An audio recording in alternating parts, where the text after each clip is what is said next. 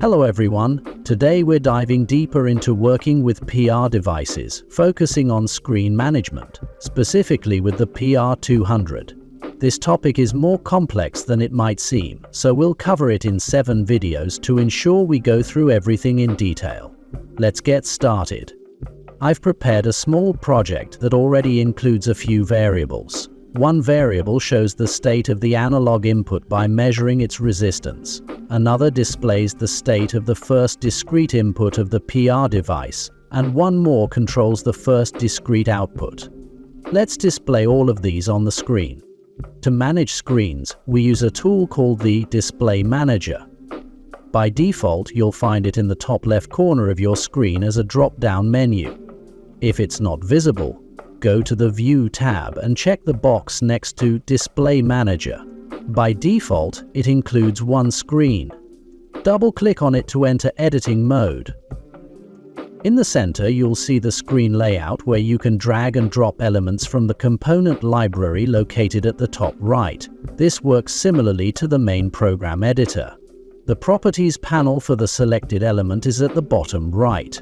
The PR200 screen has 2 lines by default, but you can add more using the buttons above or below the existing ones. For example, let's add a 3rd line like this. The Display Manager library offers 5 tools: Text Block, Input-Output Box for integer and real data, Input-Output Box for Boolean data, Dynamic Box, and Combo Box. We'll dive into the Dynamic Box and Combo Box in the next session. For now, let's focus on the first 3 tools. Text blocks are used to create text messages like screen headers. For example, I'll name this screen Start Screen. I'll resize the label to fit all the characters and place it in the top left corner. When I navigate to this screen, this text message will appear at the top. Next, I'll use the I/O box for integer and real data. This tool displays integer or real number data from your program or network variables on the screen. I'll use it to display the state of my analog input. Let's configure this element. First, select the type of variable to link. In this case, a real number variable. Then, choose the specific variable from the list. Define the display type, including the total number of digits and decimal places. For example, I'll use 4 digits with 1 decimal place. You can also add text before and after the number. I will add A1 and a equal sign as a prefix and ohm as a suffix, ensuring there's a space between the text and the number to prevent them from merging. Since we're displaying the state of the first analog input, I'll set the editable parameter to no. If the variable is editable, you can define its boundaries here. After resizing the element to fit the characters, I'll move on to the Boolean input-output tool.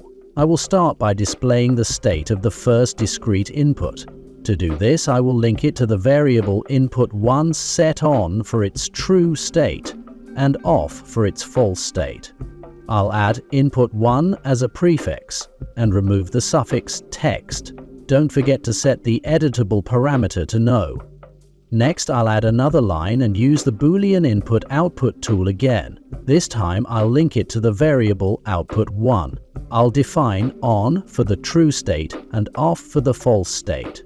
I'll also add output1 as the prefix and set the editable parameter to yes, allowing changes directly from the screen. As with this variable, I want to control the output of the PR. Let's upload this program to the device and check the results. On the first line, you'll see the text label we added earlier. Below it, the state of the analog input is displayed, and adjusting the potentiometer changes its value. Using the down button, I can scroll through the lines on the screen. To scroll up, I press the up button. Here, the states of the first discrete input and output are displayed.